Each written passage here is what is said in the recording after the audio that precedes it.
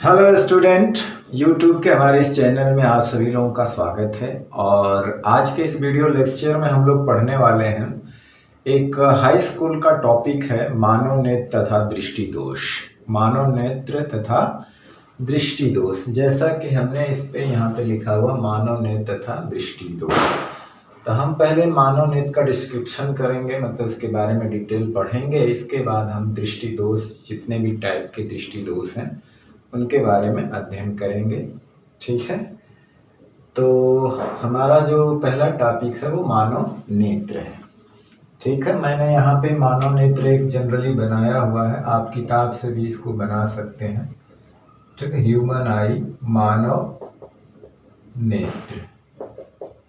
ठीक है, इसके बारे में लिख भी लिया जाएगा और मैं समझा भी देता हूँ, लिखा भी जाएगा। ठीक है, तो ये मानव नेत्र की एक संरचना बनी हुई है, आपके ब्लैक बोर्ड पे दिखाई दे रहा है। ठीक है, नेत्र एक गोला होता है। अगर देखा जाए तो नेत्र एक गोलक की तरह होता है ना। सामने से तो गोला नहीं होता, लेकिन इसके अंदर की संरचना देखा जाए तो ये गोलाकार होता है और आगे कुछ उभरा हुआ होता है। ठीक है, तो देखिए जो नेत्र का गोला होता है, बाहर से एक दृढ़, ये वाली चीज जो है बाहर से एक दृढ़ अपारदर्शी परत से ढका होता है। जो ये चीज है ना, ये दिख रहा है ना, ये दिख रहा, ये चीज जो है एक दृढ़ होता है और अपारदर्शी होता है, श्वेत परत से ढका होता है नेत्र गोलक जो होता है, जिसको हम लोग दृढ़ पटल के नाम से जानते हैं। इसी का नाम दृढ़ पटल, मतलब एक दृढ़ श्वेत अपारदर्शी परत होती है। ठीक है, जिसे हम लोग क्या कहते हैं, दृढ़ पटल। अब नेत्र गोलक के ठीक सामने आ जाइए, जो सामने वाला भाग होता है, उभरा हुआ भाग होता है, ये उभरा हुआ भाग होता है, ये जो है पारदर्शी होता है, मतलब इससे प्रकाश आर पार कर सकता है। तो नेत्र गोलक के सामने वाला भाग उभरा हुआ होता है, पारदर्शी झिल्ली का बना होता है, जिसको हम लोग क्या कहते हैं, इसको हम लोग कार्निया के नाम से जानते हैं। कार्निया, प्रकाश इसी भाग से अंदर प्रवेश करता है, इसको हम लोग क्या कहते हैं, कार्निया कहते हैं। और प्रकाश इसी भाग से अंदर प्रवेश करता है। ठीक है ना। अब कार्निया के पीछे एक पर्दा होता, अपारदर्शी एक पर्दा होता है, रंगीन होता है, अपारदर्शी एक पर्दा होता है। कार्निया जो होती ठीक पीछे आए तो एक अपारदर्शी रंगीन पर्दा होता है, ये रंगीन अपारदर्शी पर्दा होता है, जिसको हम लोग क्या कहते हैं, आइरिस कहा जाता है। क्या कहा जाता है, आइरिस। इसको हम लोग क्या कहते हैं, आइरिस कहते हैं, इसको हम लोग आइरिस बोलते हैं। ठीक है, एक अपारदर्शी रंगीन पर्दा होता है, जिसको हम लोग क्या कहते हैं, आइरिस के नाम से जानते हैं। अब इस पर्दे के बीच में एक छोटा सा छिद्र होता है, इस पर्दे के बीच में एक छोटा सा क्या होता है, ये पर्दा होता है, यहाँ तक होता है करीब। इस पर्दे के बीच में एक छोटा सा क्या होता है, छिद्र होता है। ठीक है, ये है ना, जिसको हम लोग नेत्र तारा या पुतली के नाम से जानते हैं, नेत्र तारा या पुतली के नाम से जानते हैं। इसी नेत्र तारा यानी पुतली से होकर प्रकाश जो है हमारे नेत्र लेंस पे पड़ता है, जो एक उत्तकों से बना होता है, एक उत्तल लेंस की। नेत्र लेंस जो है एक उत्तल लेंस होता है, सामने की वक्रता ज्यादा होती है, अंदर की वक्रता, सामने कम वक्री होता है और अंदर ज्यादा वक्री होता है, वो भी चर्चा करेंगे। पहले नेत्र तारा, तो आइरिस के बीच में एक छोटा सा छिद्र होता है, जिसको हम लोग नेत्र तारा या पुतली के नाम से जानते हैं। प्रकाश उसी छिद्र से होकर लेंस पे, जो नेत्र लेंस होता है, उस पे पड़ता है। इसका जो छिद्र का जो आकार होता है वो स्वतः फैलता और सिकुड़ता है, फैलता और सिकुड़ता है। तो फैलने और सिकुड़ने में मदद कौन करता, आइरिस। आइरिस की सहायता से ये छिद्र जो होता है फैलता है और सिकुड़ता है। जब सामने से बहुत अधिक लाइट, चकाचौंध वाली लाइट होती है तो ये छिद्र छोटा हो जाता है। छिद्र क्या हो जाता है? छोटा हो जाता है, ताकि आवश्यकता अनुसार ही प्रकाश अंदर जाए और सामने वाली चीज का प्रतिबिंब रेटिना पर बन जाए। ठीक है। और जब प्रकाश धुंधला होता है, जैसे हम अंधेरे कमरे में जाएं, तो ये स्वतः अपने आप इसका आकार आइरिस बढ़ा देता है, ताकि अधिक से अधिक प्रकाश इसमें प्रवेश करे, ताकि हमें सामने वाली चीज को दिखाई दे। अंधेरे में जब हम चलते हैं, जैसे हम अचानक अगर अंधेरे में जाएं कमरे में, तो हमें कुछ नहीं दिखाई देता। उस वक्त क्या होता है कि ये पुतली बड़ी हो जाती है, यानी आइरिस की सहायता से, और अधिक प्रकाश अंदर प्रवेश करता है। कुछ समय बाद हमको सामने वाली चीज दिखाई देने लगती है। अचानक चकाचौंध की लाइट भी पड़ती है तो हमें दिखाई नहीं देता है, क्योंकि ये बहुत छोटा छिद्र हो जाता है ना। धीरे धीरे जब लाइट प्रवेश करती है तब हमें सामने वाली चीजें दिखती हैं। ठीक है। तो ये पुतली और नेत्रारा आइरिस की सहायता से पुतली का आकार बढ़ता और घटता है। अब इसके बाद आते हैं नेत्र लेंस। तो जो नेत्र लेंस होता है एक उत्तल लेंस होता है। नेत्र लेंस क्या होता है? एक उत्तल लेंस होता है, जिसके पिछले भाग की वक्रता जो होती है वो त्रिज्या छोटी होती है, यानी इसकी वक्रता त्रिज्या छोटी और अगले भाग की वक्रता त्रिज्या बड़ी होती है। यानी ये ज्यादा वक्री होता है और ये कम वक्री होता है ना। अगले भाग की वक्रता त्रिज्या बड़ी होती है और पिछले भाग की वक्रता त्रिज्या कम होती है। ठीक है। और ये कई परतों से मिलकर बना होता है, कई परतों से मिलकर बना होता है, जिनके अपवर्तनांक जो है बाहर से भीतर की अगर हम जाएं तो क्या होता है? बढ़ते जाते हैं। मतलब यहाँ से अंदर बढ़ते जाते हैं। इसके अपवर्तनांक, यहाँ से अंदर घुसे तो अपवर्तनांक बढ़ता जाता। अगर इसके मीडियम का अपवर्तनांक हम बोलें तो इसके मिड पॉइंट का अपवर्तनांक 1.44 होता है। क्या होता है? 1.44 होता है। ठीक है। तो ये कई परतों से मिलकर बना होता है या उत्तकों से मिलकर बना होता है ये लेंस। ठीक है। और अब देखिए नेत्र लेंस जो होता है वो सिलरी मांसपेशियों के सहारे, ये सिलरी मांसपेशियां क्या होती हैं? नेत्र लेंस की वक्रता को घटाती और बढ़ाती है। ये जो सिलरी मांसपेशियां हैं ये नेत्र लेंस की वक्रता को क्या करती हैं? घटाती हैं या बढ़ाती है। आवश्यकता अनुसार इसकी वक्रता को बढ़ा देंगी, आवश्यकता अनुसार इसकी वक्रता को कम कर देंगी। यानी कभी इसको पतला कर देंगी, कभी मोटा कर देंगी, वो अपनी इच्छा अनुसार, ताकि सामने वाली वस्तु का प्रतिबिंब रेटिना पर आसानी से बन जाए। यानी कि ये सिलरी मसल के सहायता से नेत्र लेंस अपनी फोकस दूरी को स्वतः समायोजित करता है, जिसको नेत्र लेंस की समंजन क्षमता कहते हैं। ये आगे आएगा। ठीक है। तो इसकी जो वक्रता होती है या फोकस दूरी होती है सिलरी मांसपेशियों की सहायता से स्वतः बदलती रहती है आवश्यकता अनुसार, चाहे वस्तु पास हो चाहे दूर हो, उसका प्रतिबिंब वो किसी भी तरह से यहाँ पे बना देता है। ठीक है। अब देखिए कार्निया, ये हुआ सामने वाला भाग, और नेत्र लेंस के बीच कुछ द्रव भरा होता है ना। पारदर्शी द्रव हो रहा होता है, जिसको जलीय द्रव कहते हैं।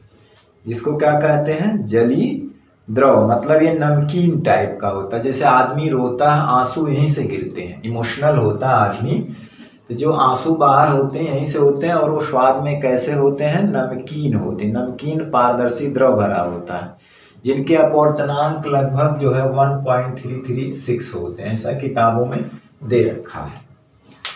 अब देखिए नेत्र लेंस के भीतर अगर आए, है ना, एक पारदर्शी द्रव और मिलता है, जिसको हम लोग काचाभ द्रव कहते हैं। क्या कहते हैं? काचाभ द्रव। एक द्रव और मिलता है जिसको हम लोग कौन सा द्रव कहते हैं? काचाभ द्रव कहते हैं। ठीक, ये काचाभ द्रव है और ये जलीय द्रव है। अब आइए, दृढ़ पटल के नीचे एक काले रंग की परत होती है। दृढ़ पटल के नीचे जो है एक काले रंग की झिल्ली होती है, परत होती है, जिसको हम लोग क्या कहते हैं, कोराइड कहते हैं या रक्तक पटल कहते हैं। इसको कोराइड भी कहा जाता है, कोराइड या रक्तक पटल, है ना। ये काले रंग की होती है, यानी कि जो सामने से प्रकाश हो उसको अवशोषित करके आंतरिक परावर्तन जो अंदर होने वाले को बचाती है ना। जो अगल बगल आंतरिक परावर्तन होते हैं इधर उधर, उनको बचाती है, आंतरिक परावर्तन होने से रक्षा करती है। यानी ये प्रकाश को अवशोषित करके प्रकाश के आंतरिक परावर्तन को रोकती है। ठीक है। अब इस झिल्ली के नीचे एक पारदर्शी झिल्ली होती है, ठीक इसके नीचे ये, जिसको दृष्टि पटल कहा जाता है, या इसको कहें तो रेटिना कहा जाता है। इसको क्या कहा जाता है, रेटिना, यानी कि दृष्टि पटल कहते हैं, है ना, रेटिना कहते हैं। जिस स्थान पर इसी रेटिना पर ही सामने वाली वस्तु का स्पष्ट प्रतिबिंब बनता है।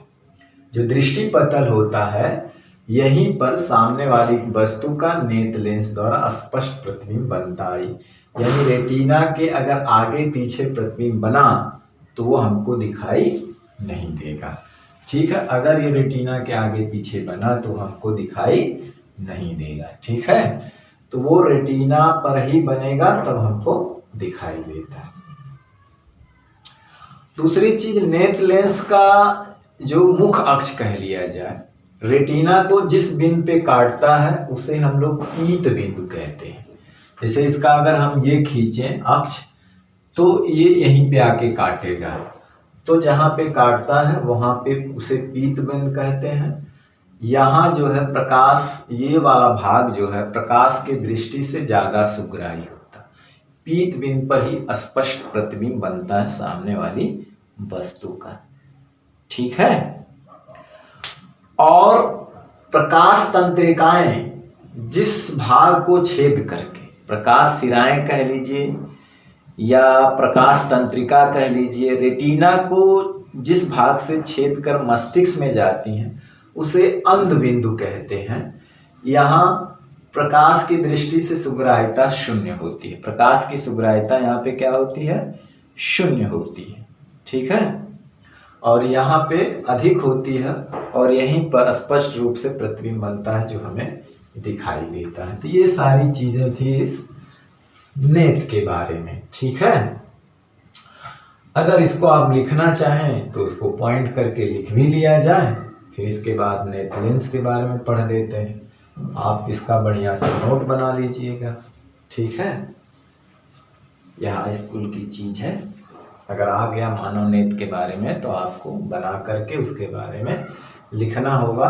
आप हालांकि इसका स्क्रीनशॉट ले लीजिए और हम इसके बारे में लिखते हैं, और आप अगर इससे अच्छा बनाना चाहते हैं तो किताब से भी बना सकते हैं। ठीक है। तो आप इसका स्क्रीनशॉट लीजिए, मैं इनके डिस्क्रिप्शन के बारे में लिखता हूँ और जहाँ जो हेडिंग आएगी उसके नीचे अंडरलाइन कर दूंगा। ठीक, चलिए।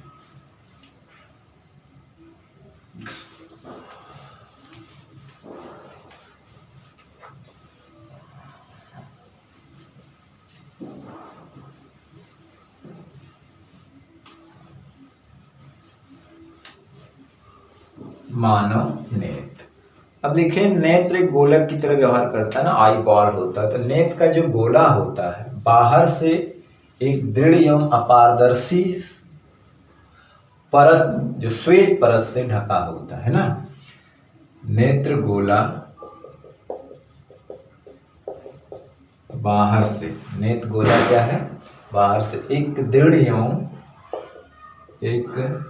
एवं अपारदर्शी श्वेत परत से, अपारदर्शी श्वेत परत से ढका होता है ना, जिसे दृढ़ पटल कहते हैं। जिसे क्या कहते हैं, दृढ़ पटल कहते हैं। नेत्र गोला बाहर से एक दृढ़ एवं अपारदर्शी श्वेत परत से ढका होता है, जिसे हम लोग क्या कहते हैं, दृढ़ पटल कहते हैं, इसको अंडरलाइन कर लीजिएगा। ठीक है। अब गोले के सामने का भाग पारदर्शी और उभरा होता है ना। गोले के आपने देखा गोले के सामने वाला भाग पारदर्शी तथा उभरा हुआ होता है। पारदर्शी तथा उभरा हुआ होता है। पारदर्शी, गोले के सामने वाला भाग पारदर्शी तथा उभरा हुआ होता है। पारदर्शी तथा क्या होता है? उभरा हुआ होता है, जिसे कार्निया कहते हैं। जिसे कार्निया कहते हैं। अब कार्निया को अंडरलाइन कर दीजिए। जिसे क्या कहते हैं? कार्निया।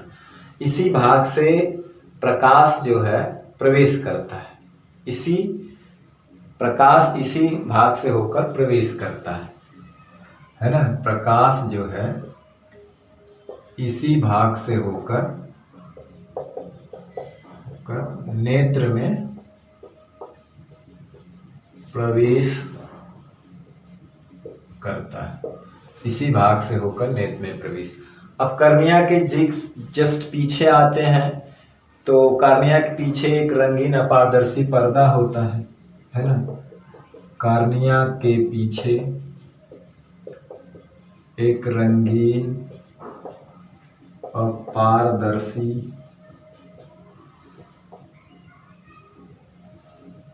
पर्दा होता है।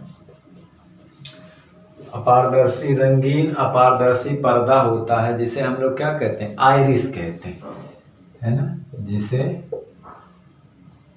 आइरिस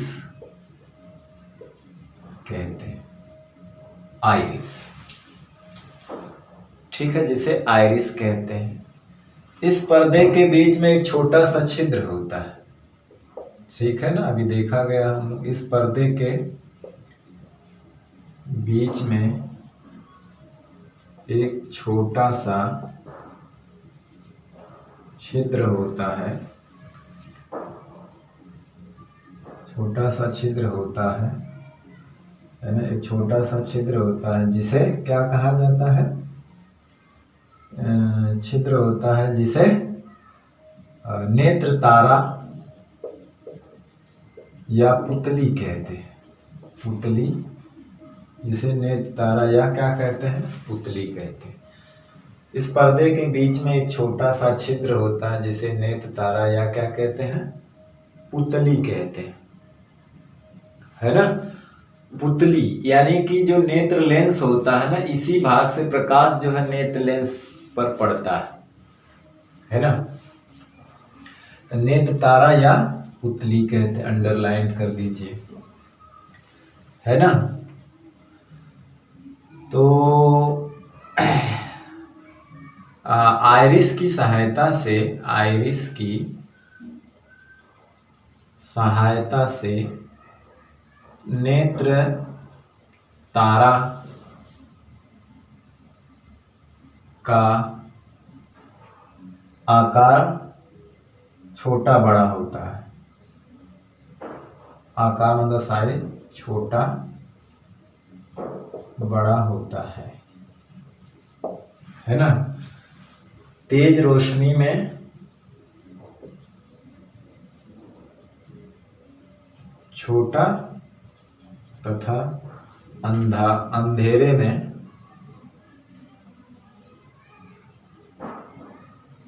बड़ा हो जाता है ना। तेज रोशनी में कम प्रकाश की जरूरत होती है तो छोटा हो जाता है, अंधेरे में ज्यादा प्रकाश की जरूरत होती है तो बड़ा हो जाता है। ठीक, यानी कि आइरिस के मदद से जो पुतली होती है उसकी साइज छोटी बड़ी होती है प्रकाश की आवश्यकता के अनुसार। और नेत्र तारा के होकर ही प्रकाश जो है नेत्र लेंस पे पड़ता है। ठीक है, पुतली से होकर ही प्रकाश नेत्र लेंस पर आपतित होता है ना। यहाँ लिख सकते हैं कि पुतली से ही होकर प्रकाश नेत्र लेंस पर आपतित होता है।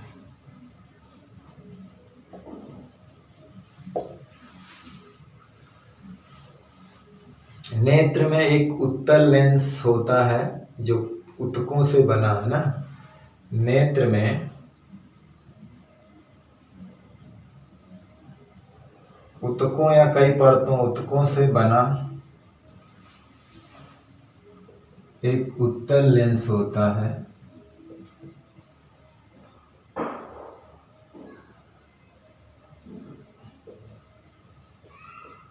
जिसके अगले भाग की वक्रता कम, भाग की वक्रता कम होती है लेकिन वक्रता त्रिज्या ज्यादा होती है। वक्रता कम तथा पिछले भाग की वक्रता अधिक होती है। वक्रता त्रिज्या कम होती है ना।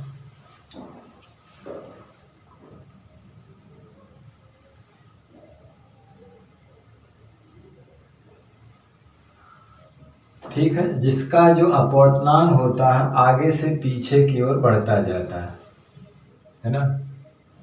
जिसका अपवर्तनांक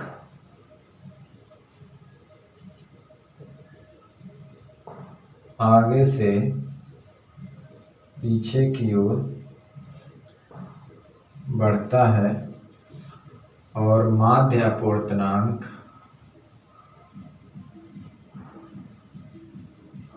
1.44 होता है। ठीक है, 1.44 होता है।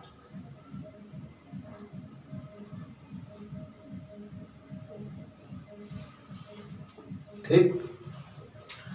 अब आगे देखा जाए तो कार्निया और लेंथ के बीच में एक पारदर्शी द्रव होता है। कार्निया और नेत्र लेंस के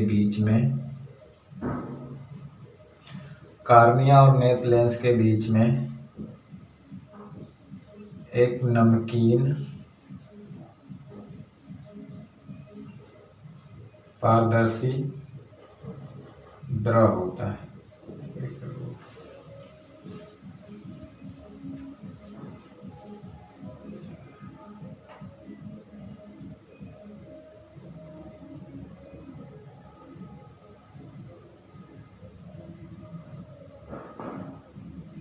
एक नमकीन पारदर्शी द्रव होता है जिसे जलीय द्रव कहते हैं।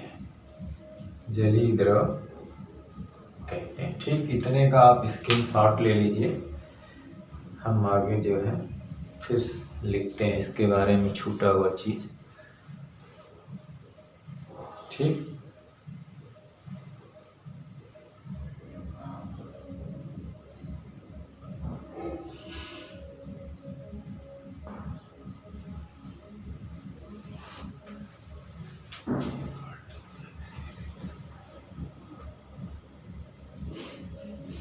चलिए, जिसे जलीय द्रव कहते हैं। ठीक। और इसका अपवर्तनांक A1.336 होता है।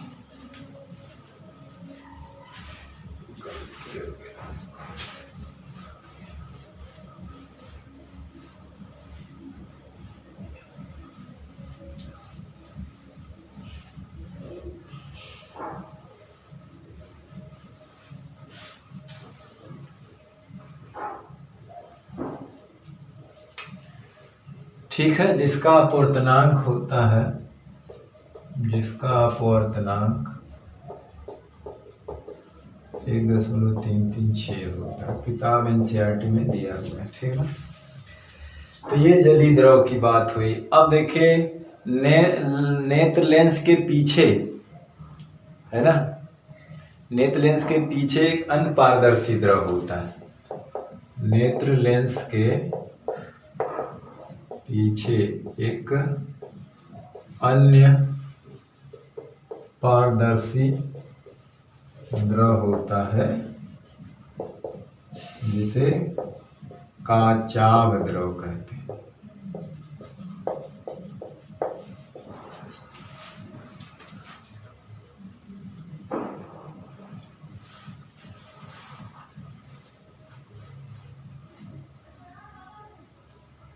जिसे काचाभ द्रव कहते हैं। जिसे क्या कहते हैं? काचाभ द्रव कहते हैं। अब देखिए आता है दृढ़ पटल के नीचे, है ना। आगे देखते हैं हम लोग कि दृढ़ पटल था, दृढ़ पटल के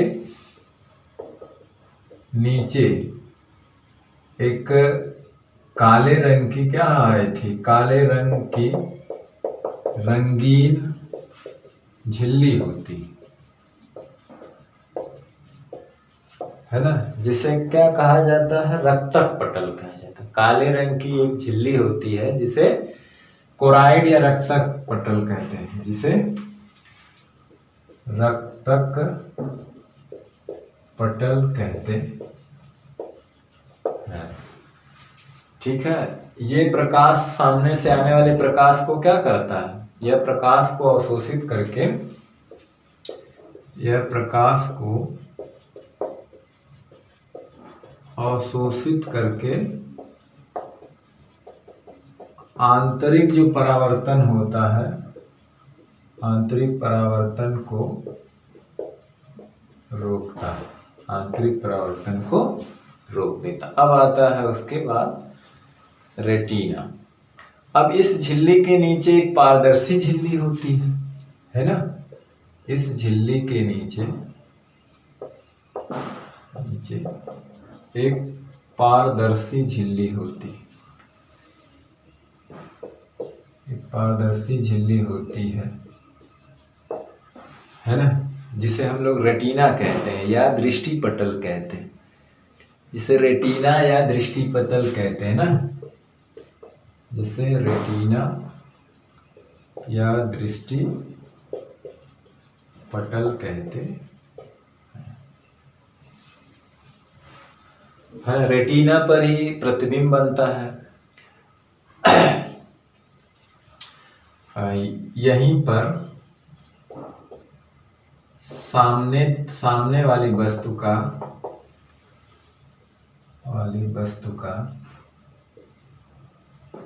स्पष्ट प्रतिबिंब बनता है। हालांकि जहां बनता है उसे पी बिंदु कहा जाता है। ठीक है ना। अब यहाँ पे लिखेंगे कि जिस स्थान पर पी अंध बिंदु, जिस स्थान पर प्रकाश तंत्रिकाएं या प्रकाश सिराएं, तंत्रिकाएं या सिराएं, है ना, दृष्टि पटल को छेद कर मस्तिष्क को जाती हैं, दृष्टि पटल को छेद कर मस्तिष्क को जाती हैं, छेद कर मस्तिष्क को जाती हैं, उसे अंध बिंदु कहते हैं, अंध बिंदु कहते हैं। जो प्रकाश की दृष्टि से, जिसकी प्रकाश उग्राह्यता, जिसकी जो होती है प्रकाश उग्राह्यता शून्य होती है,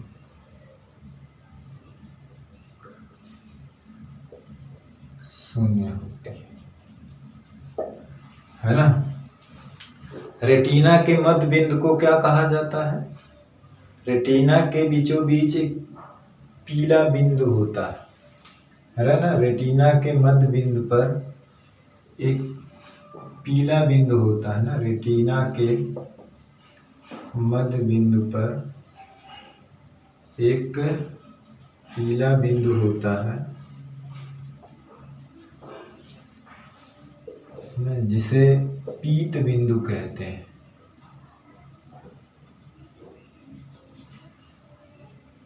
जहां पर प्रकाश की सुग्राहिता सबसे ज्यादा होती है, सबसे ज्यादा होती है।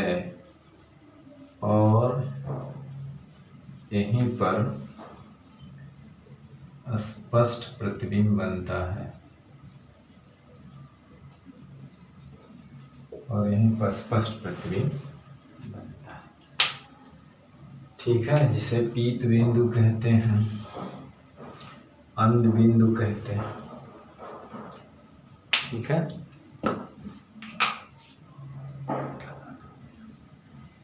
तो चलिए इसका स्क्रीनशॉट ले लीजिए और आगे हम चलते हैं। खूब आगे की जो हेडिंग ज़्यादातर बोर्ड में पूछी जाती है, जिसका नाम है आँख की समंजन क्षमता, एकोमोडेशन पावर ऑफ ह्यूमन आई। तो आप इसका डिस्क्रिप्शन हमने शार्ट में कर दिया। ठीक है, तो आप इसको स्क्रीनशॉट ले लीजिए और बाकायदा नोट बना लीजिएगा। ठीक है, चलिए अब हम लोग चलते हैं आँख की समंजन क्षमता के बारे में। ठीक है, चलिए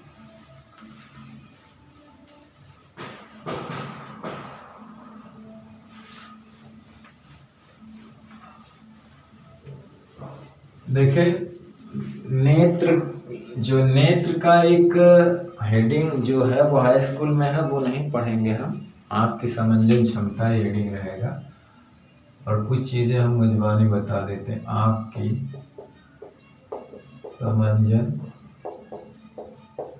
क्षमता, है ना।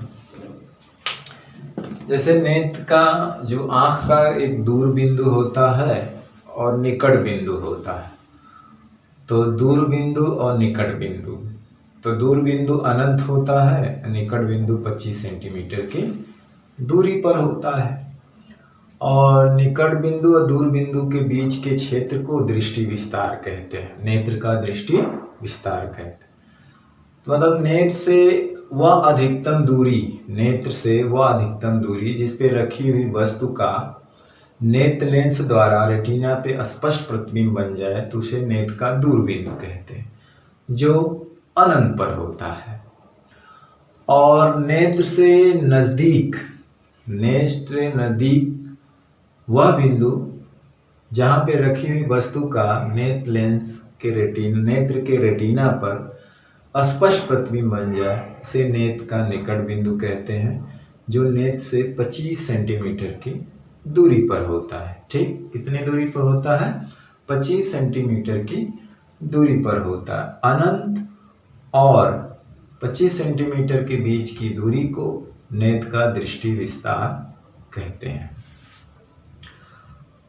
अब क्या है कि अगर कोई वस्तु अनंत पे रखी होती है तो उसका जैसे देखिए कि जो प्रतिबिंब जो होता है, जैसे यहाँ पे नेत्र लेंस है और यहाँ पे रेटिना है, तो कोई वस्तु जो प्रतिबिंब होता है v की दूरी जो फिक्स होती है, क्योंकि प्रतिबिंब हमेशा रेटिना और नेत्र लेंस के बीच ही बनना है, तो ये दूरी तो फिक्स होती है ना। तो फोकस दूरी जो है u पे निर्भर करती है। और नेत्र लेंस की बात करें तो ये तो कांस्टेंट हुआ और इसके ऊपर ये डिपेंड करेगी, है ना। वस्तु को आगे पीछे करने से फोकस दूरी को चेंज करना पड़ेगा। तो जैसे कि वस्तु जब अनंत पर होती है ना, जब ये अनंत पर होती है, 0 है, तो उस समय यह फोकस दूरी मैक्सिमम होती है और वो नेत्र लेंस और रेटिना के बीच की दूरी के बराबर होता है, क्योंकि 1/अनंत क्या हो जाएगा? 0 होती है और b हो जाएगा। तो यही फोकस दूरी होती है। तो जब वस्तु अनंत पे रखी होती है तो नेत्र लेंस पर बिना किसी दबाव का, बिना किसी आंख पर कोई प्रेशर नहीं जाता, बिना प्रेशर का रेटिना पे प्रतिबिंब बन जाता है ना। तो इसे नेत्र की श्रांत अवस्था, रिलैक्स्ड पोजीशन कहा जाता है। आंख की क्या कहा जाता है? रिलैक्स्ड पोजीशन, श्रांत अवस्था कहा जाता है ना। क्योंकि इस पे सामने अगर इसे देखना होता है अनंत की चीज, तो आंख को कोई प्रेशर नहीं देना पड़ता, तो हम उसे कहते हैं ये आंख की श्रांत अवस्था है। उस समय जब u इनफाइनाइट होता है और f v के बराबर होता है तो वो श्रांत अवस्था होती है। जब वस्तु को धीरे धीरे हम निकट लाने आते हैं, तो जब हमें वस्तु को निकट वाली वस्तु को देखना होता है 25 सेंटीमीटर दूर है उसके आगे, तो जैसे जैसे हम उसको निकट लाते हैं यानी u का चेंज करते हैं तो फोकस दूरी भी चेंज करनी पड़ती है। इसका मतलब वो होता है कि इस सिलरी मसल द्वारा नेत्र लेंस पे दबाव डाला जाता है, क्योंकि ये तो चेंज नहीं हो सकता v, क्योंकि ये तो फिक्स है, यहाँ से यहाँ तक की दूरी तो बदल नहीं सकती, ये चेंज होना पड़ेगा। भाई u बदल रहा है तो ये तो चेंज करना पड़ेगा, है ना। तो क्या होता है कि नेत्र लेंस, सिलरी मसल क्या करती है, नेत्र लेंस पे दबाव डालती है और इस तरह से दबाव डालती हैं कि इसकी वक्रता चेंज करती है ताकि फोकस दूरी, वक्रता त्रिज्या पे निर्भर करता, भी पीछे आप लोगों ने पढ़ा कि फोकस दूरी इसकी वक्रता त्रिज्या पे निर्भर करता है ना, पीछे जैसा कि आप लोग पढ़ चुके हैं, ताकि इसकी फोकस दूरी चेंज हो जाए और इस तरह से चेंज हो जाए कि वो प्रतिबिंब जाके रेटिना पे बन जाए, ये ना बदले। यानी यू चेंज होने पर ये चेंज करना पड़ा। तो जब वस्तु निकट होती तो उस वक्त आंख तनाव में होती, रिलैक्स अवस्था में नहीं होती, ठीक है। तो कहने का मतलब ये हुआ कि जिसको हम पश्चमाभी पेशी या सिलरी मसल कहते हैं, पश्चमाभी पेशी जो नेत्र लेंस से लगी होती है ना, अभी हमने कहा था ना सिलरी मसल या पश्चमाभी पेशी, एनसीईआरटी बुक में पश्चमाभी पेशी हिंदी है, सिलरी मसल जो अंग्रेजी वर्ड है। तो पश्चमाभी पेशी द्वारा जो है नेत्र लेंस की फोकस दूरी को समायोजित करने की क्षमता को ही आंख की समंजन क्षमता कहते हैं, ताकि वो सामने वाली कहीं भी रखी वस्तु का स्पष्ट प्रतिबिंब रेटिना पर बना दे, ठीक। तो चलिए इसके बारे में हम लिख लेते हैं। और आप अभी हमने दूर बिंदु, निकट बिंदु, दृष्टि विस्तार सब बताया और हाई स्कूल की ये सारी चीजें हैं, आप लोग हाई स्कूल की ही चीज पढ़ रहे हैं। तो लिखेंगे हम पश्चमाभी पेशी द्वारा, पश्चमाभी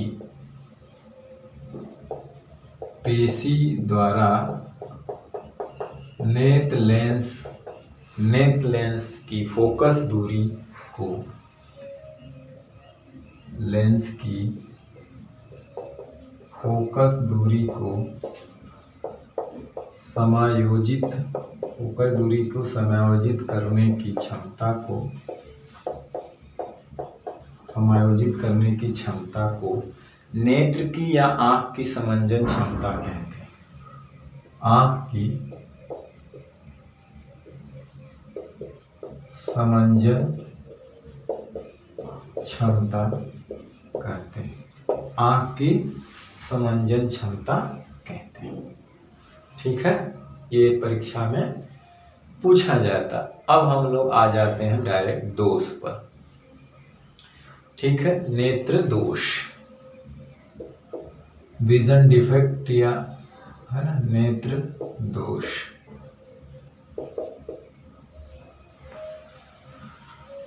नेत्र दोष क्या है?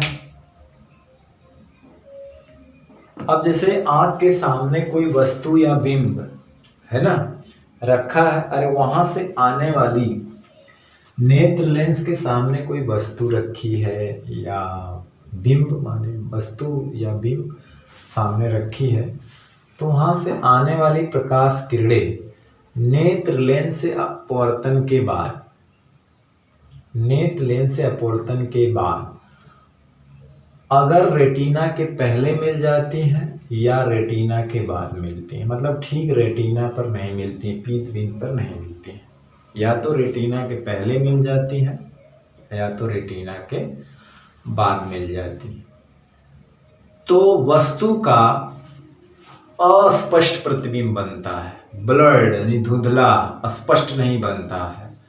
तो जब प्रतिबिंब का कैसा वस्तु का प्रतिबिंब कैसा बन जाता है? अस्पष्ट, अस्पष्ट ना, अस्पष्ट प्रतिबिंब बनता है। अगर बनता है यानी वस्तु स्पष्ट नहीं दिखाई देती है, तो जिससे ये कहा जाता है कि नेत्र में दोष आ गया, है ना।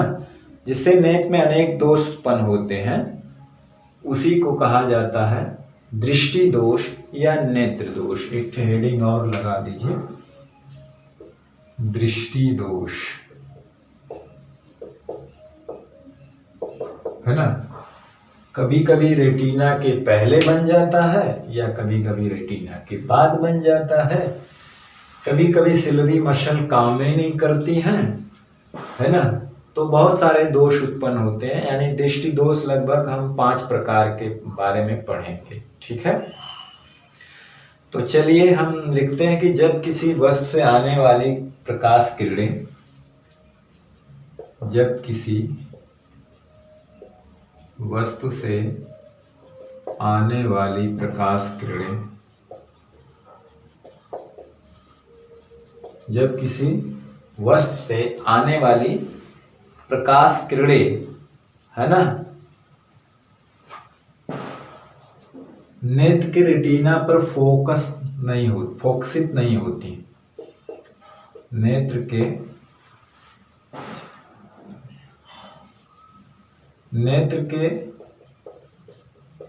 रेटिना पर फोकसित नहीं होती है ना।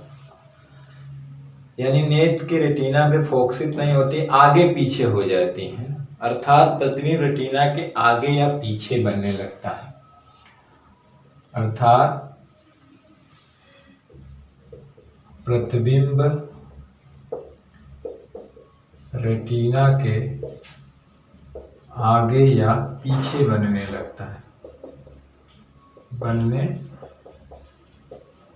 रेटिना के आगे या पीछे बनने लगता है।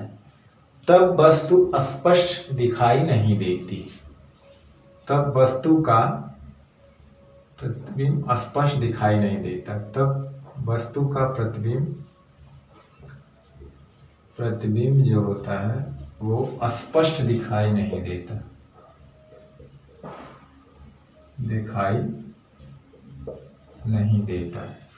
जब स्पष्ट नहीं दिखाई देता है तो क्या कहा जाता है, नेत्र में अनेक दोष उत्पन्न हो जाते हैं। तब अर्थात नेत्र में अनेक दोष उत्पन्न हो जाते हैं,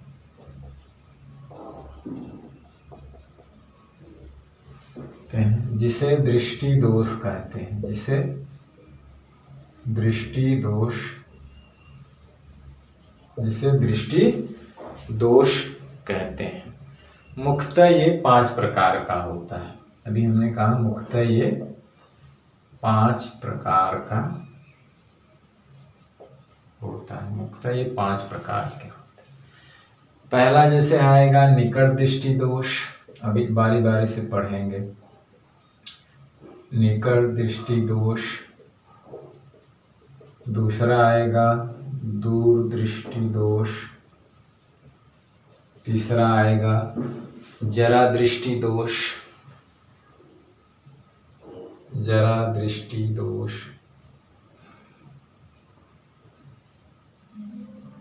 तीसरा क्या आया, जरा दृष्टि या जरा दूरदर्शिता या जरा दृष्टि दोष। चौथा अबिंदुकता होता है,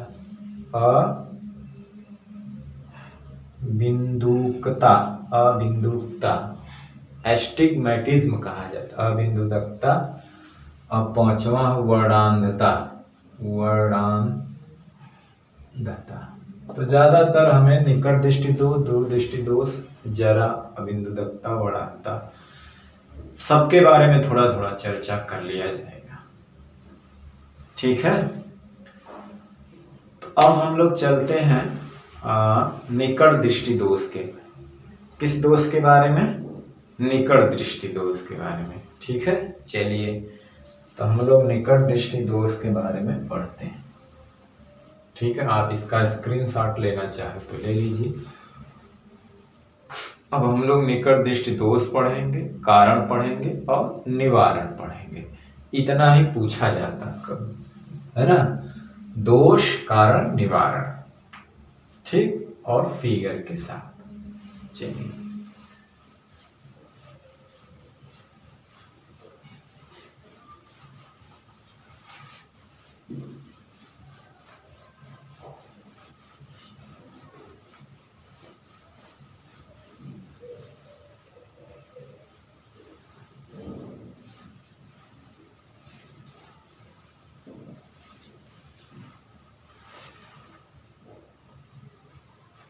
तो चलिए हम लोग पढ़ते हैं निकट दृष्टि दोष, जिसको हम लोग मायोपिया या शॉर्ट साइटेडनेस कहते हैं अंग्रेजी में। निकट दृष्टि दोष, है ना। अब क्या है निकट दृष्टि दोष? क्या है, जैसा नाम बोलेंगे वो दिखाई देगा। जैसे कह रहा निकट दृष्टि दोष का मतलब है निकट तो दिखाई देगा लेकिन दूर का नहीं, यानी कहने का मतलब एक निश्चित दूरी के आगे, नेत्र से एक निश्चित दूरी के आगे की वस्तु स्पष्ट दिखाई नहीं देती। तो नेत्र के इस दोष में, नेत्र के क्या है, इस दोष में निकट की वस्तु तो स्पष्ट दिखाई देती है लेकिन नेत्र से एक निश्चित दूरी के आगे की वस्तु स्पष्ट दिखाई नहीं देती है। कहने का मतलब है कि जो दूर बिंदु होता है नेत्र का वो क्या होता है, अनंत। जैसे आंख में कोई डिफेक्ट नहीं है तो वो अनंत को भी देख लेगी और निकट जो 25 सेंटीमीटर उसको भी देख ले और बीच में कहीं भी रखी हो देख ले। लेकिन अब वो दूर का मतलब नहीं देख पा रहा, नजदीक देख पा रहा, तो इसका मतलब जो दूर बिंदु अनंत था ना वो घिसक करके पास आ जाता है। तो जहां आ जाता है अब उसका दूर बिंदु वो हो गया। तो कुछ निश्चित दूरी तक वो देख सकती है आंख लेकिन उसके बाद नहीं देख सकती, यानी अब निकट बिंदु दूर बिंदु घिसक करके कहाँ आ गया, पास। यानी कि जहां पे आ गया अब वो दूर बिंदु उसका बन गया। ठीक है, अभी इसको हम समझाते हैं बढ़िया से। तो पहले इसको लिख लिया जाए। लिखेंगे इस दोष से युक्त नेत्र द्वारा व्यक्ति को, इस दोष से युक्त नेत्र द्वारा व्यक्ति को, इस दोष से युक्त नेत्र द्वारा व्यक्ति को, है ना, पास की वस्तुएं तो दिखाई देती हैं, पास की वस्तुएं तो दिखाई देती हैं, पास की वस्तुएं तो दिखाई देती हैं परंतु एक निश्चित बिंदु से आगे की वस्तुएं स्पष्ट दिखाई नहीं देती। परंतु एक निश्चित बिंदु के आगे की वस्तुएं स्पष्ट दिखाई नहीं देती हैं। परंतु एक निश्चित बिंदु के आगे की वस्तुएं स्पष्ट दिखाई नहीं देती, मतलब कुछ दूर तक दिखेगा, इसके आगे दिखना बंद हो जाती। इस दोष में जो क्या होता है, नेत्र का दूर बिंदु नेत्र के पास आ जाता है। इस दोष में नेत्र का दूर बिंदु नेत्र के पास आ जाता है। नेत्र का दूर बिंदु नेत्र के क्या आ जाता है, पास आ जाता है ना। और अनंत पे वस्तु को हमें देखना है तो वहां तो दिखाई नहीं देता, वो तो नेत्र दूर बिंदु अनंत से घट के क्या हो जाता है, पास आ जाता है। अब नेत्र पे रखी वस्तु, अनंत पे रखी वस्तु का प्रतिबिंब रेटिना के पहले बनने लगता है। इसमें क्या है कि अनंत पर रखी वस्तु का प्रतिबिंब, अनंत पर रखी वस्तु का प्रतिबिंब रेटिना के पहले बनने लगता है। ठीक है, इसमें पहले बनने लगता है, इससे वस्तु दिखाई नहीं देती, जिससे वस्तु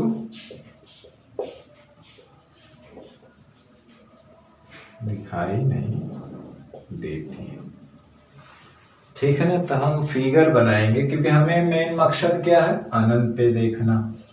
तो एक आप नेत्र बनाइए गोलक ऐसे सामान्यतः,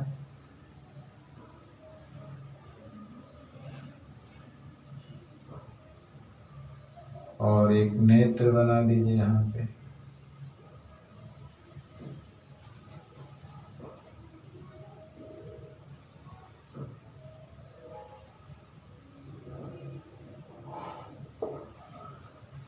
और देखिए अनंत की वस्तु का मतलब क्या हुआ कि समांतर आती है। अनंत से वस्तु कैसे आती है, समांतर आती है, इनफाइनाइट से। तो यहाँ रेटिना पे मुड़ना चाहिए तो रेटिना के पहले ही मुड़ जाती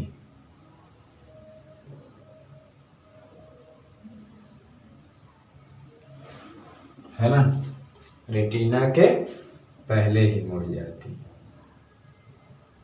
ये रेटिना है, इसके पहले ही क्या हो जाती है, मुड़ जाती। तो इसलिए वस्तु दिखाई नहीं देता।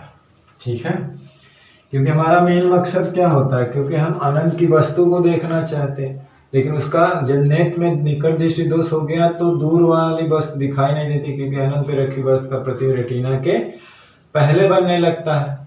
ठीक है ना, क्यों, क्योंकि उसका जो दूरबीन था वो घट नजदीक आ जाता है, कहीं पास आ जाता है। पास आने का मतलब यह है कि यहाँ पे अगर उसका दूरबीन घिसक के आया तो यहाँ पे अगर हम वस्तु को रख दें तो उसका प्रतिबिंब रेटिना बनने लगता है। यानी कहने का मतलब है कि वस्तु को हम बिना चश्मे के ही देख सकते हैं। चलिए अभी इसके बाद चर्चा करते हैं, इसको बना लीजिए। पहले हम लिख लेते हैं कारण, निवारण में हम लोग इसको डिटेल में करेंगे। तो चलिए यहाँ पे हम कारण लिख लेते हैं। इसका कारण क्या है, तो कारण इसके निम्न दो कारण होते हैं। इसके निम्न दो कारण हो सकते हैं। पहला कारण क्या हो सकता है,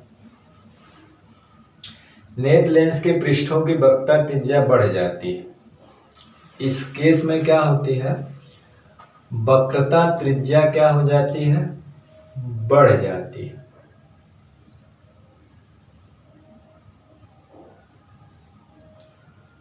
नहीं, ये वक्रता त्रिज्या नहीं बढ़ना चाहिए इसमें ना, नेत्र लेंस की वक्रता बढ़ जाती है। हाँ, नेत्र लेंस के पृष्ठों की वक्रता बढ़ जाती है। नेत्र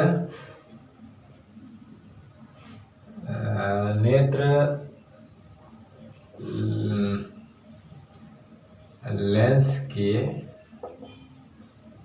पृष्ठों की वक्रता, यानी वक्रता बढ़ जाएगी तो वक्रता त्रिज्या घट जाएगी, फोकस दूरी भी घट जाएगी, तो यहाँ के बजाय यहीं फोकसित हो जाएगी।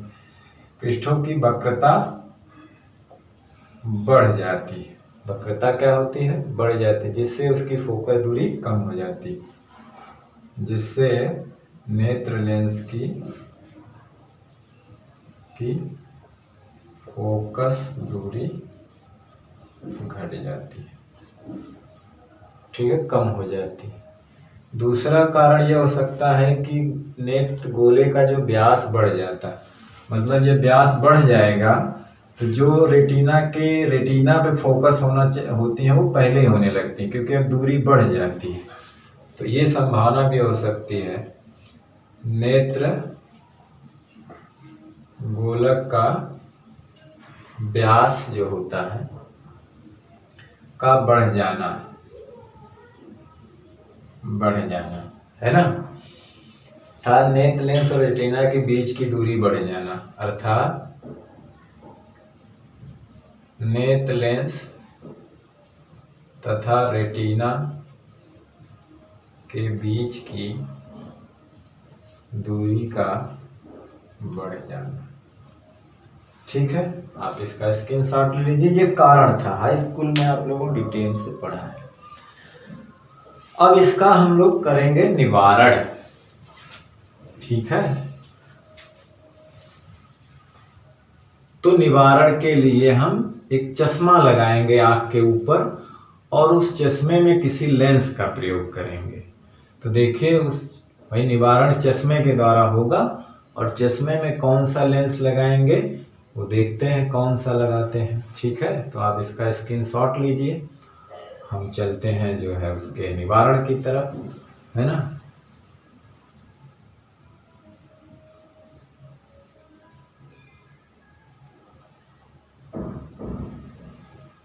चलिए,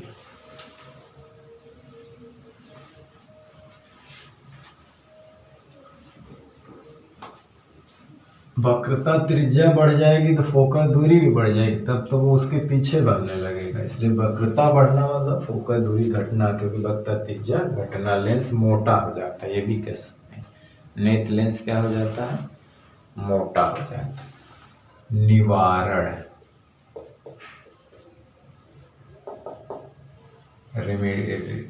ठीक है, निवारण।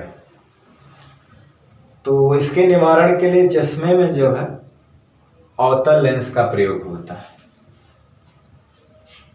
अवतल लेंस का, है ना। इसके निवारण के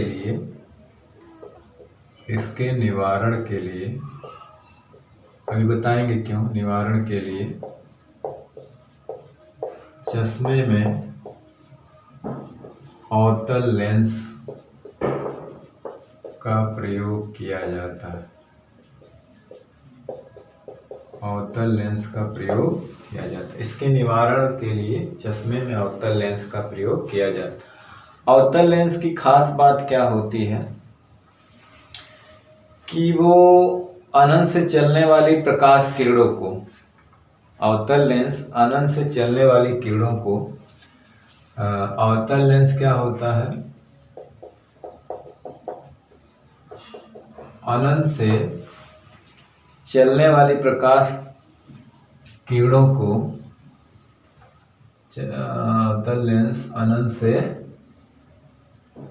चलने वाली, क्योंकि हमें अनंत की चीज देखना है, प्रकाश किरणों को नेत्र लेंस पे पड़ने से पहले क्या कर देता है, फैला देता है ना, है ना। नेत्र लेंस पर गिरने से पहले प्रकाश किरणों को नेत्र लेंस पर गिरने से पहले, है ना, कुछ अपसरित कर देता है, कुछ फैला देता है, जाहिर सी बात है जब कुछ फैल जाएगी तो नेत्र लेंस पे जब पड़ेगी तो जो पहले मुड़ने के बजाय कुछ दूर पे जाके मुड़ेगी, यानी कि वो रेटिना पे मुड़ जाती है। क्या, कुछ फैला देता है, जिससे ये किरणें नेत्र लेंस से अपवर्तित होकर ना, जिससे ये किरणें नेत्र लेंस से अपवर्तित होकर, क्या है, जिससे ये किरणें नेत्र लेंस से अपवर्तित होकर रेटिना के पहले मिलने के बजाय रेटिना पे मिलती है ना। नेत्र लेंस से अपवर्तित होकर रेटिना के पहले मिलने के बजाय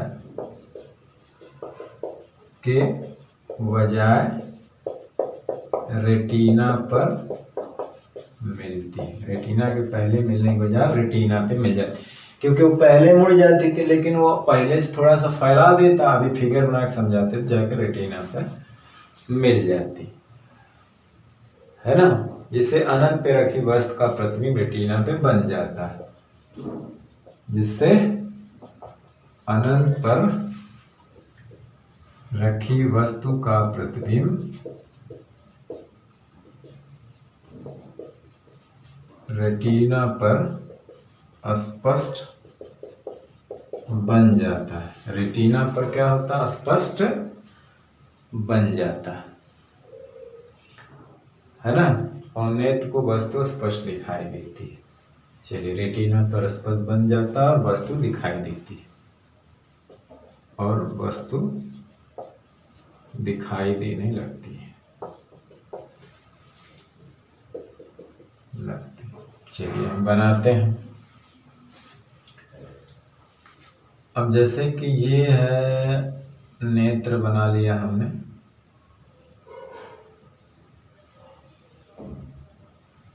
थोड़ा सा झुका करके।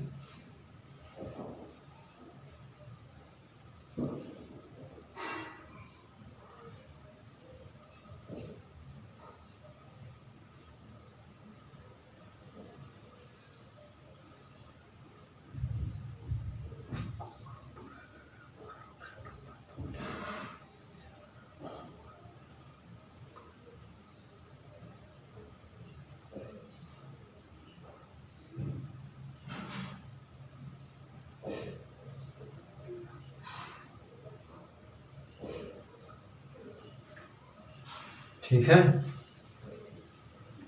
हमें अनंत की वस्तु को देखना है, तो जाहिर सी बात है अब इसके सामने क्या है, एक लगाना है यहीं पर अवतल लेंस।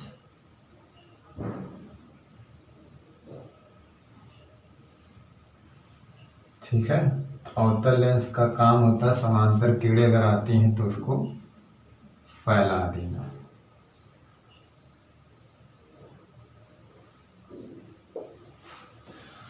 अब ये करता क्या है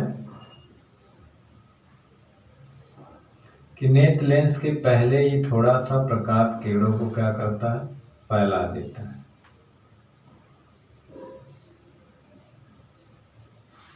अगर ये आती तो पहले ही मुड़ जाती ना, जब ये थोड़ी फैल जाएंगी तो कोई भी चीज पहले आ रही है अगर इसी सीध में आती तो ही मुड़ जाती, लेकिन आने से पहले थोड़ा फैल गई तो अब पहले मुड़ने के बजाय जाके दूर मुड़ जाती, यानी कि फिर आके रेटिना पर मुड़ जाती और यहाँ पे स्पष्ट प्रतिबिंब नहीं। देखिए यहाँ पे इस तरह से मुड़ती हैं, इसी डायरेक्शन में अगर हम इसको पीछे बढ़ाएं और यहाँ पे इसके डायरेक्शन में पीछे बढ़ाएं तो यहाँ पर एक प्रतिबिंब बन जाता है ना। तो ये प्रतिबिंब नेत्र लेंस के लिए आभासी वस्तु का काम करता है। अब इसको हम कोई भी नाम दे सकते हैं, यन दे दें या ओ दे दें, ठीक है।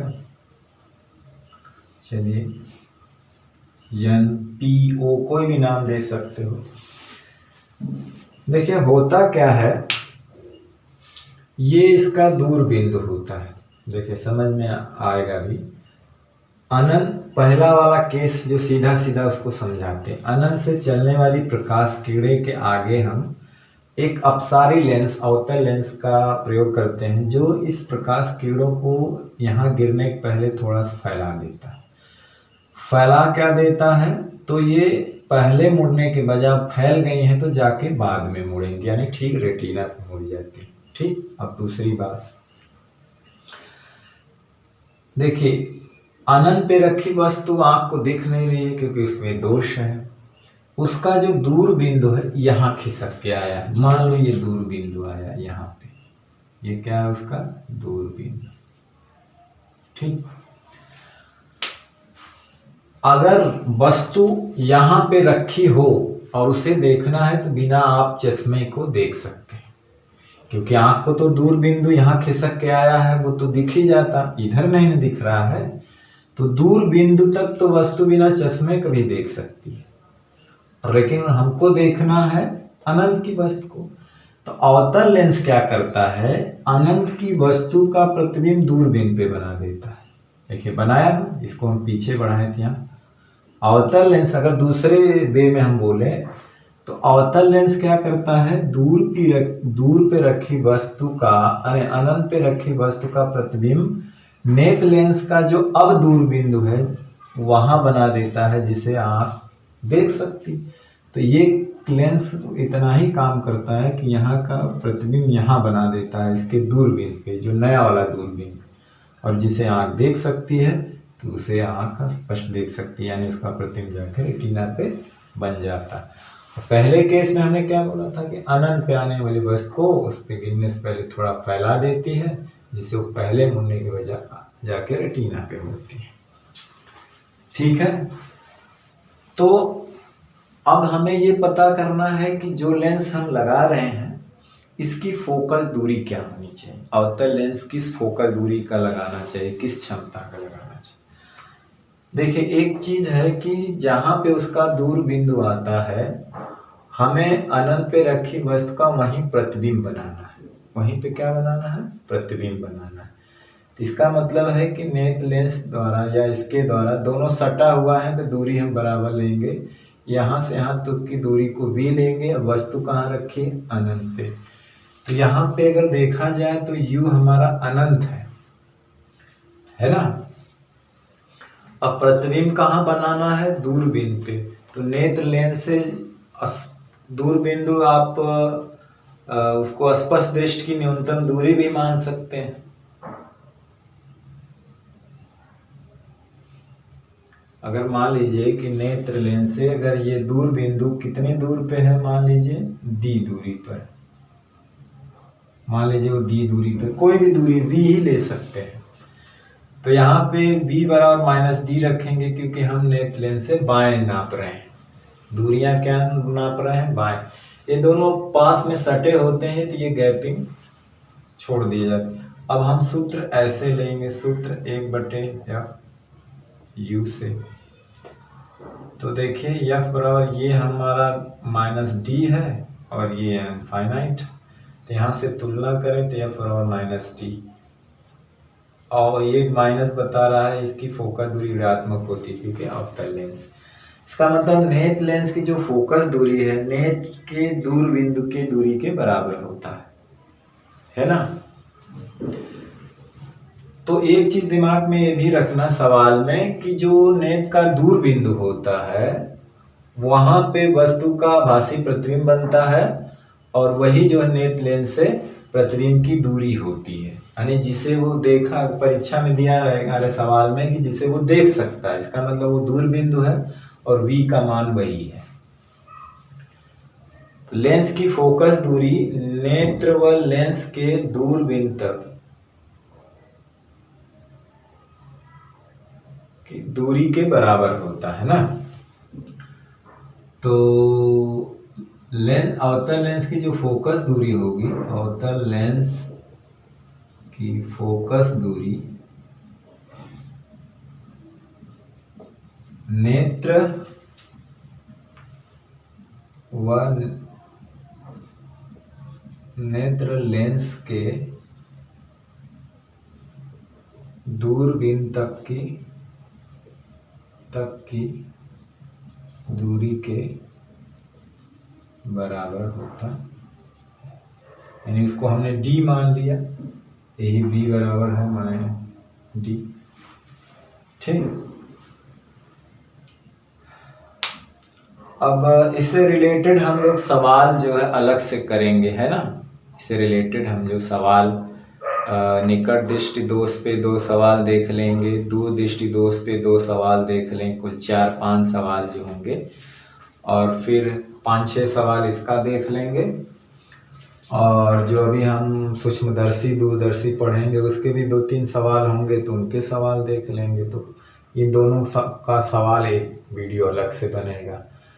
तो 2 वीडियो में दूरदर्शी सूक्ष्मदर्शी खत्म होगा, एक न्यूमेरिकल के लिए, इसके बाद 3 वीडियो और शूट करने होंगे। ठीक है। अब चलिए इसका स्क्रीनशॉट ले लीजिए, हम चलते हैं दूरदृष्टि दोष। किधर? दूरदृष्टि दोष की तरफ। ठीक है, चलिए।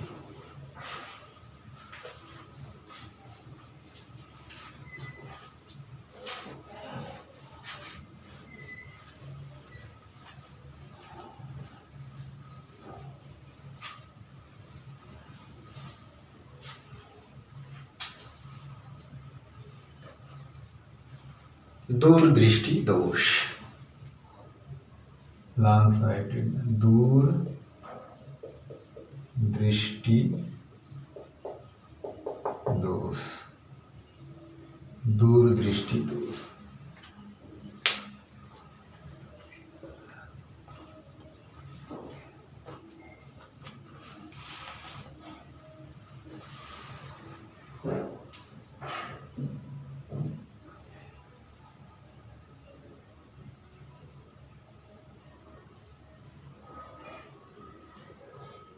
ठीक है, दूरदृष्टि दोष। तो देखिए इसमें भी बहुत सिंपल है, कोई ज़्यादा वो नहीं है। दूरदृष्टि दोष का मतलब यह हुआ कि जो हम नाम बोलेंगे वो वहाँ की वस्तु दिखाई देगी। मतलब है दूर दृष्टि दोष, मतलब कि दूर की दिखाई देगी और निकट की दिखाई नहीं देती है। तो यही चीज लिखना है इसमें। इस दोष से युक्त नेत्र द्वारा दूर की वस्तु स्पष्ट दिखाई देती है ना। इस दोष से युक्त नेत्र द्वारा, इस दोष से युक्त नेत्र द्वारा दूर की वस्तु स्पष्ट, दूर की वस्तु स्पष्ट दिखाई देती है, स्पष्ट दिखाई देती है तथा पास की वस्तुएं स्पष्ट दिखाई नहीं देती, तथा पास की वस्तुएं स्पष्ट दिखाई नहीं देती। इस दोष से युक्त नेत्र द्वारा दूर की वस्तुएं स्पष्ट दिखाई देती हैं तथा पास की वस्तुएं स्पष्ट दिखाई नहीं देती। और इसमें क्या होता है कि नेत्र का जो निकट बिंदु होता है, इसमें जो है नेत्र का निकट बिंदु जो है वो 25 सेंटीमीटर से खिसक कर दूर चला जाता है, उसमें पास आ जाता था, इसमें दूर चला जाता है। निकट 25 से खिसक करके कहाँ चला जाता है, दूर। तो जहां जाता है उसके बाद से अनंत तक दिखाई देती है, और जहां जाता है उसके पहले से नहीं दिखाई देती। यानी 25 सेंटीमीटर निकट बिंदु था जहां बिना दोष का मान नेत्र देख सकता था, लेकिन अब वही घसक करके 25 से मान ले 50 सेंटीमीटर हो गया। तो 50 से आगे अनंत तक तो दिखेगा, 50 से अंदर नहीं दिखेगा। यानी कि दूर का तो दिखेगा लेकिन पास की वस्तुएं नहीं। जहां खिसक कर जाता वहां तक दिखेगा, उसके अंदर नहीं दिखेगा। ठीक है, दूर चला जाता। 25 सेंटीमीटर की दूरी पर रखी वस्तु का प्रतिबिंब जो है रेटिना के बाहर, रेटिना के बाद बनता है, बाद बनने लगता है ना, जिससे वस्तु स्पष्ट दिखाई नहीं देती। यानी रेटिना के पीछे कह ले, बाद नहीं, ना के पीछे बनने लगता है, जिससे वस्तु स्पष्ट दिखाई नहीं देती, जिससे वस्तु स्पष्ट दिखाई नहीं देती है ना। अब हम कारण देख लेते हैं यहीं पे। उसी का जस्ट अपोजिट कारण है, इसके भी दो कारण हैं। उसमें क्या था, नेत्र लेंस की वक्रता बढ़ गई थी, इसमें वक्रता घट जाती है, यानी नेत्र लेंस की फोकस दूरी बढ़ जाती है, नेत्र लेंस की वक्रता कम हो जाती है। नेत्र लेंस की वक्रता कम हो जाती है, अर्थात नेत्र लेंस की फोकस दूरी बढ़ जाती है। जब फोकस दूरी बढ़ जाती है तो रेटिना से पीछे चला जाता है। दूसरी, जो नेत्र गोलक का व्यास जो होता है वो घट जाता है, ये भी हो सकता है। नेत्र लेंस के गोलक का व्यास कम हो जाता है। नेत्र लेंस के गोलक का, नेत्र के गोले का व्यास,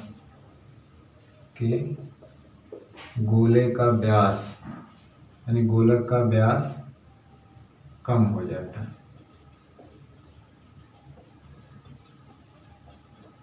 अर्थात नेत्र लेंस व रेटिना के बीच की दूरी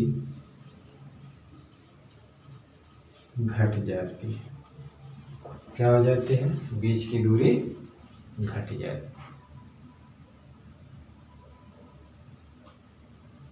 घट जाएगी तभी जाकर के वो प्रतिबिंब पहले बनने लगता है ना। यानी कि होता क्या है इसमें, यहाँ पर गोलक बनाए, यहाँ पे आपने नेट लेंस बनाया और ये वस्तु है, वहाँ पे अनंतमाली वस्तु को हम ओ रख देते हैं, ओ है ना, 25 सेंटीमीटर की दूरी पे है। जैसे यहीं पे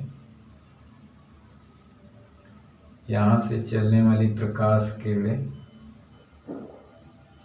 है ना, अब क्या होती हैं, रेटिना के बाद यहाँ पे मिल जाती है। रेटिना यहाँ होता, प्रतिबिंब यहाँ बन जाता। देखिए वहाँ पे जहाँ क्रॉस है वहाँ चाहे तो आप पी लिख सकते हैं, है ना, आर रेटिना या पी। पी से मतलब प्रतिबिंब हो गया, इसे आई लिखना चाहिए यहाँ पे। आई मतलब इमेज, ओ मतलब ऑब्जेक्ट, वस्तु। ठीक है, वहाँ उस वाले फिगर में जहाँ क्रॉसिंग था पहले बन रहा था वहाँ आई लिख देना। ठीक, तो ये वहाँ होती। अब निवारण कैसे करेंगे, इसका स्क्रीनशॉट ले लीजिए, हम निवारण देखते हैं। अगर यहीं पे ये वीडियो ख़त्म करना होगा तो ख़त्म कर देंगे। बाकी 3 कारण और हम मानते हैं इसके जो सवाल 5-6 सवाल जो होते हैं वो कल के वीडियो में हो जाएंगे। तब 2 वीडियो लेक्चर उनका चलेगा तो उसमें उनके सवाल सब एडजस्ट कर लेंगे, मतलब देखा जाएगा जैसी पोजीशन होगी। चलिए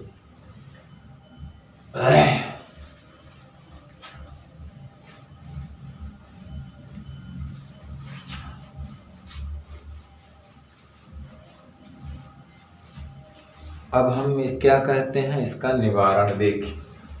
निवारण में इसमें क्या होता है, चश्मे में उत्तल लेंस का, अभिसारी लेंस का जो प्रकाश किरणों को फैलाया था, क्योंकि पहले मुड़ती थी, फैला दिया तो बाद में मुड़ने लगी। अब इसमें क्या है, उल्टा काम होना चाहिए, जाके बाद में पीछे मुड़ रही हैं। तो अभिसारी लेंस मतलब पहले बटोर दे ताकि पीछे मुड़ने के बजाय रेटिना पे मुड़े, पीछे मुड़ने के बजाय कहाँ मुड़े, रेटिना। इस दृष्टि दोष को दूर करने के लिए, इस दृष्टि दोष को दूर करने के लिए, इस दृष्टि दोष को दूर करने के लिए, है ना, चश्मे में एक ऐसे अभिसारी यानी उत्तल लेंस का प्रयोग करते हैं जो 25 सेंटीमीटर की दूरी पर रखी वस्तु का प्रतिबिंब रेटिना पर बना देता है, बना दे। ठीक ना, मतलब है कि वस्तु से चलने वाली प्रकाश किरणों को नेत्र लेंस पर आपतित होने से पहले ये बटोर देता है। पहले क्या है, बटोर देता है ना, चलने से पहले ही बटोर देता है। 2 तरह से इसको समझेंगे। चलिए, तो क्या होता है कि ये जैसे कि अब ये भी बात लिख सकते हैं कि वस्तु से चलने वाली प्रकाश किरणों को ये रेटिना नेत्र लेंस में पड़ने से पहले ही ये थोड़ा सा अभिसरित कर देता है, बटोर देता है, जिससे लेंस से अपवर्तन के बाद इसका प्रतिबिंब ठीक रेटिना पर बन जाता है, रेटिना पर फोकसित हो जाती है।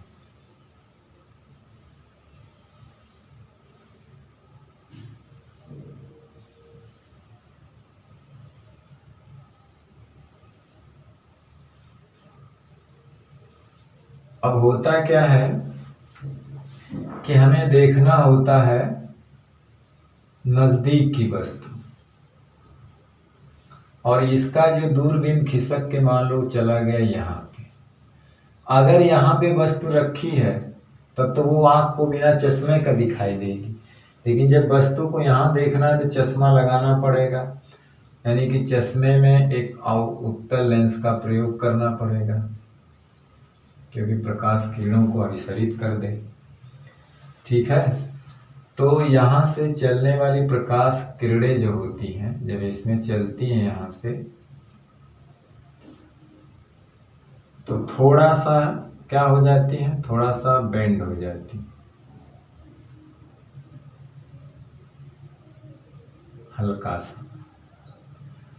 और यहाँ से जब अपसरित होती हैं तो सीधे जो है जाकर के रेटिना पे अपवर्तित होती हैं, तो सीधे रेटिना पे उनका प्रतिबिंब बना देती। अब जैसे देखिए कि ये जब थोड़ा सा मुड़ी तो इसको हम पीछे बढ़ाते हैं इसके डायरेक्शन में, और इसको भी इसके डायरेक्शन में पीछे बढ़ाते हैं, है ना। तो लगता है कि ये यहाँ से मुड़ के आती है, जिसको हम यन कहते हैं। तो यन या इसी को आई बना सकते इमेज। तो देखिए होता क्या है, एक तो ये कह सकते हैं कि यहाँ से प्रकाश किरणों को इस पे गिरने से पहले बटोर देता, ताकि यहाँ से अपवर्तित होकर सीधे यहाँ बनाती। और दूसरे रीजन में क्या होता है कि ये उसका दूरबीन होता है नेत्र का, और दूरबीन से आगे वस्तु को आराम से देख सकते हैं। हमें यहाँ की वस्तु नहीं दिखाई देती, तो ये लेंस क्या करता है कि यहाँ की वस्तु का प्रतिबिंब उसके दूरबीन पे बना देता है, जहाँ आँख देख सकती है। तो इसका प्रतिबिंब वो दूरबीन पे बना देता है, जिसको आँख आसानी से देख लेती है। तो इस लेंस का काम यही होता है। कहने का मतलब है कि नेत्र लेंस से अब जहाँ पे प्रतिबिंब बना वहाँ की दूरी क्या हो जाएगी, ये v है। अब इसे आप -d भी मान सकते हैं, है ना। और ये वाली जो दूरी होती है नेत्र लेंस से स्पष्ट दृष्टि की न्यूनतम जो यहाँ पे रखना होता है, ये 25 सेंटीमीटर होती है, जिसको हम लोग d, इसी को d से डिफाइन कर सकते हैं। या 25 सेंटीमीटर ही रखता है, या इसको v ही रखने दीजिए, या स्मॉल d रख दीजिए, है ना। -d रख दीजिए, या v ही रहने दीजिए, क्या दिक्कत है, माइनस में d या v। और ये जो होता है d बराबर 25 होता है माइनस, क्योंकि सब दूरी बाएं नापी जा रही है। तो अब इसकी फोकस दूरी मान लीजिए अगर f है तो कितनी होनी चाहिए, तो यहाँ से d बराबर होगा -25 सेंटीमीटर और b बराबर -d रखें, तो सूत्र 1/f - u से, तो 1/f ये जो है v कहाँ होना चाहिए, -d पे बन होना चाहिए, और u कितना होना चाहिए, -25 होना चाहिए। तो कहने का मतलब है कि ये 1 - d हो जाएगा, ये +1/25, या कहने का मतलब 1/f बराबर 1/D इसको रख सकते हैं, -1/d। तो ये फोकल दूरी का सूत्र होता है, यानी कि उत्तल लेंस की फोकल दूरी ये होनी चाहिए, है ना। तो वो सवाल में आएगा, ठीक है, वो सवाल में आएगा, हम लोग सवाल इस पे बढ़िया से डिस्कस करेंगे, ठीक।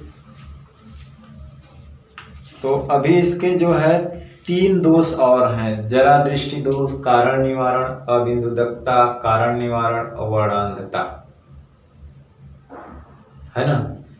इतनी चीजें पढ़ना है, जिसमें 2 हम छोड़ देते हैं, वर्णांधता, अबिंदुदकता, है ना। एक अभी हम पढ़ सकते हैं, या छोड़िए जाने दीजिए। इसके 4-5 सवाल और ये 5 हम अगले वीडियो में लेंगे, मतलब हमें 3 वीडियो लेक्चर में इसको पूरा ख़त्म करना। देखिए हमारे पास टाइम की प्रॉब्लम होती है, इसीलिए हम 1.5 घंटे का वीडियो बनाते हैं। थोड़ा सा लंबा होता है, देखने वाले को कष्ट होता है, लेकिन आपको 20 मिनट, आधा घंटा ये नहीं देखना, आपको शॉर्टकट नहीं चलना, आपको अपने बोर्ड के परीक्षा की तैयारी करना है। वो देखना है। वीडियो लंबा है, छोटा है, बड़ा है, तो अगर लंबा है तो आप उसे 2 पार्ट में देखिए।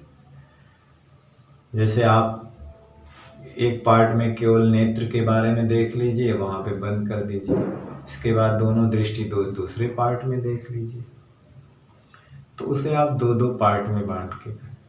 जैसे ही मैं बोर्ड का पढ़ाना ख़त्म कर दूंगा, यानी कि बोर्ड का जब सिलेबस इंटर ख़त्म हो जाएगा, तो इसके बाद जो भी वीडियो डालूंगा मैं पार्टिकुलर किसी टॉपिक पे, और 20 मिनट, 30 मिनट, 15-10 मिनट का होगा, ठीक। लेकिन हमें इसको फरवरी तक किसी तरह से ख़त्म करना है, इसीलिए मेरा जो वीडियो ज़्यादा लंबा हो जाता है, ताकि मैं इसको ख़त्म कर सकूँ, आप उसको पार्ट में करके देख सकते हैं। तो चलिए, आज का वीडियो लेक्चर अब हमें यहीं बंद करना पड़ रहा है, क्योंकि टाइम कुछ ज़्यादा हो गया है। इसका छूटा हुआ पोर्शन, इससे रिलेटेड न्यूमेरिकल, अब हम अगले वीडियो में शूट करेंगे। तब तक के लिए आप पढ़ते रहिए, पढ़ाई करते रहिए। All the very best. Thank you very much.